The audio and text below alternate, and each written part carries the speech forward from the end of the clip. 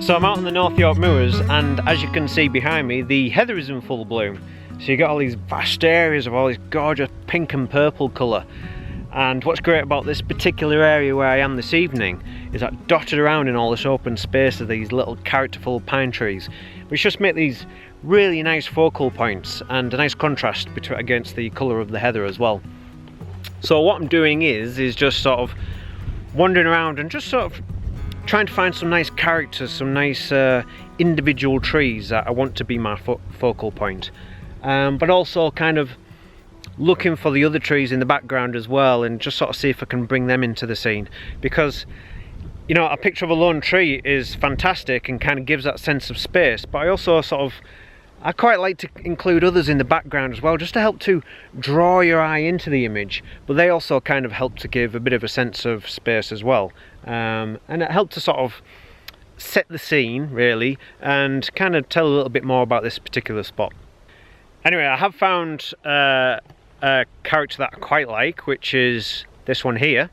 I just really like the way that it's leaning over to that right hand side there, and what should happen, hopefully, when I got here it was clear blue sky, and I was thinking, oh, it'd be nice to have some clouds, but now it's actually starting to spit with rain. It's grey cloud everywhere, but it's not necessarily a bad thing, because if that starts to pass and the sun starts to drop below that, then we might get this really nice warm glow which kind of reflects off the clouds, really enhances the colour of the heather, and we should get some nice light onto this tree. But an important point really is that this tree works because the light's going to come from over in that direction, so it should hit it from the side, which creates this nice sort of contrast with the far side of the tree, but it should bring out all the detail of that nice bark and hopefully light up the underside of the tree as well and bring out all the detail of those pine needles. So yeah, it's an important point. Just always make sure that the light complements the gesture of the tree, complements the kind of shape of the tree, the direction in which it's pointing, if you like. Because if the light was coming from over there, then I don't really think it would sit so well with the shape of this tree. And what I've been doing is just having a little go with my mobile phone and using it in sort of a square crop, a 4x5, and just sort of seeing what works best. Which is a good point for Sony. Please Sony, pay attention. Not that you'll be watching, but the camera that I've got, the A7 II, you only get like a 16:9 or a 3:2 option. That's it. I could really do the square crop option and a 4x5, because those are kind of two aspect ratios which I quite like to use, and you can pre-visualize it and you kind of get used to it, but it just helps a lot if you've kind of got that in-camera crop. Hence why I use my mobile phone to try and work out compositions. Right, fingers crossed that light's going to come back, and I've got a feeling it will, and then hopefully, yeah, I'm not expecting any brilliant shots this evening. I just want to come out, enjoy all this heather bloom, because I completely missed it last year. So let's see how we get on.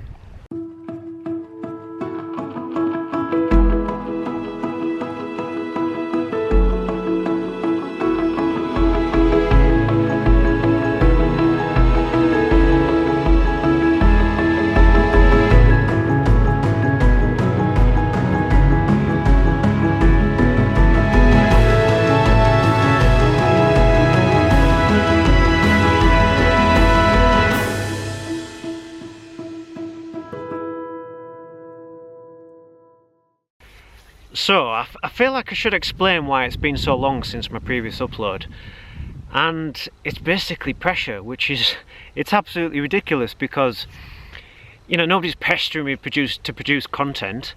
I don't have any deadlines. I don't think people really expect my next photograph to be this amazing moody woodland under glorious light, so the truth is that this pressure is completely self-inflicted. And I think it's my sort of trait of perfectionism which is making me go out there and produce videos and then later discard them because they don't meet some sort of crazy, infeasible standard which I've just made up. And I think the thing is with YouTube and any other platform, any other social media platform, is that it's very easy from the outside looking in to just assume that everyone is doing great things, but the truth is that it's hard work and quite often just doesn't go well at all. So I don't think it's fair to you as the viewer for me to pretend that everything is great and everything looks amazing all the time, because the truth is that quite often it just doesn't. So anyway, I don't want to kind of harp on about that. So I might put a blog post on my page. But anyway, basically what I've been doing is leaving the camera behind and just going for a wander, exploring, finding new things, taking some snaps with my phone, and just reminding myself that there's far more to photography than taking a photo. And what is it someone once said? It's the pleasure in your job that puts excellence in your work, which is so true. Anyway, enough about that. I'm looking behind you there, and there's just these amazing clouds, and I think the light's going to come out. So back to the photography.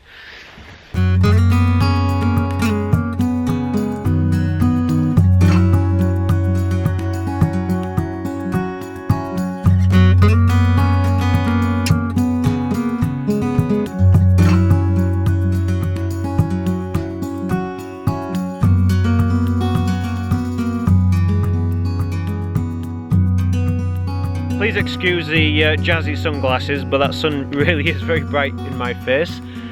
But anyway, that dark, moody cloud has drifted away far quicker than I hoped. I was hoping it was kind of going to linger around and provide this really nice backdrop to the trees and kind of give you that mood which I always kind of like when photographing trees.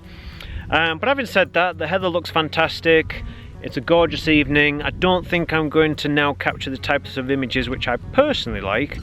But there's no denying that, it still looks really nice.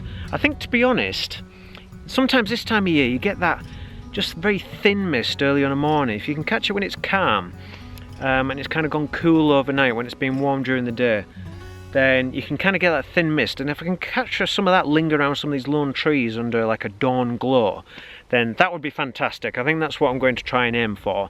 But I'm going to keep shooting now because I can practice some compositions.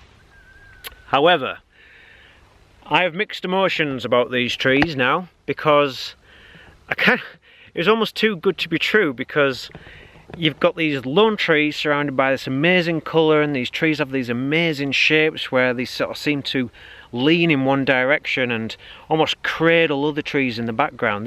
They're fantastic, but I've discovered that part of the reason why they've got these shapes is somebody's been at them with a saw. And literally cut some of the main branches off and dump the branches. Now, I don't know why somebody's done this. It feels as if it's been done for aesthetic purposes. So it possibly has been a photographer in the past. It looks like they were done quite a long time ago. But I don't condone that. I don't like that at all. I think fair enough if you're kind of picking little bits of foliage out just to kind of tidy things up a little bit, but to be cutting main branches off trees, nah. I just sort of think if a tree doesn't look right, then move on and shoot a different one. Simple as that. So I don't know. It's really hard because some of these look fantastic, and then I'm kind of looking at it thinking, well, it's had a massive branch cut off, so do you still photograph them and make the most of them? I don't know, but I'm taking some shots now. And then I'll see how I feel about them when I get back. I've been taking a photograph of this one behind me here, and it's a similar scenario to before, where I'm kind of it's capturing that really nice evening light. I'm positioning it so you kind of got other trees in the background to draw your eye in, make sure we've got space between the trees. Yeah, and it's just quite a nice composition, and the light on the back and the kind of underside of these kind of branches at the top just looks really nice. So yeah, see what we make of that one. Probably going to be a square crop anyway.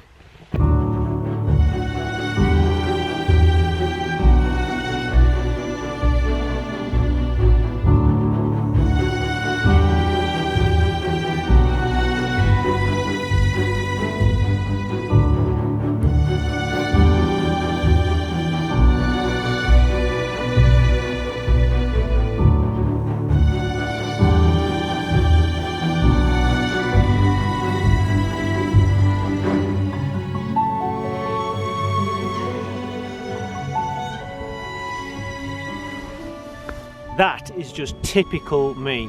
I actually very rarely use filters, and on the day that I do, I lose my most expensive polarizer and filter holder in the heather. Ah! I can't believe that I definitely have lost my Lee polarizer and filter holder. I'm absolutely gutted because I mean, people talk about the polarizer being a must-have filter, but I very rarely use it for what I do. So I can't believe that the time that I do use it, I lose it. But anyway, the light's gone now. There's been a bit of a sunset, but nothing too dramatic, so I've not photographed that. So I just wanted to finish things off with a bit of self-promotion, if that's okay. I don't earn any money from videos. I don't have any ad revenue or anything like that. So the way that I kind of make money to help fund these things is through one-to-one workshops. So I've been doing these for a little while now. They're here in North Yorkshire, so we go out and shoot all the places that I frequent for my own work. If you need to stay over, I can book you in at a very nice bed and breakfast. We can go out early morning, come back, have breakfast, go out for the rest of the day. It includes a home prepared lunch. I do homemade flapjack, things like that. And it's just a really nice day out, and it's just about having a good natter, talking about how I approach photography, you know, thought processes, composition and that sort of thing. So if you think you're interested in that, then there's a link at the bottom of the screen now. I'll also put a link in the video description. There's no kind of group workshops happening just yet, but there will be in the future. So I'll keep you posted of that. But yes, that's it. I'm going home. I'm going to pretend to my partner that I've definitely not lost anything expensive tonight. So thanks very much for watching, and hope to see you for the next one.